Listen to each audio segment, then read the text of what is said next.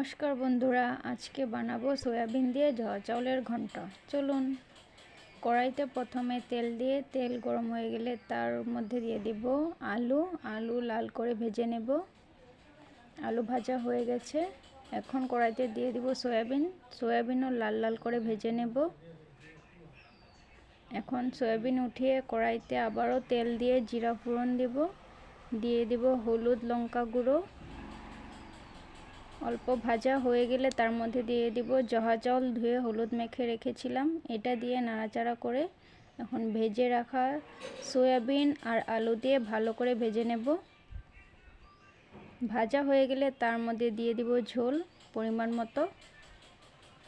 ঝোল দিয়ে তার উপর দিয়ে দিব নুন আর জিরের গুঁড়ো। ঝোলটা হয়ে গেলে গরম মশলা দিয়ে নামিয়ে ফেলবো সয়াবিন জহা চাউল ঘন্ট।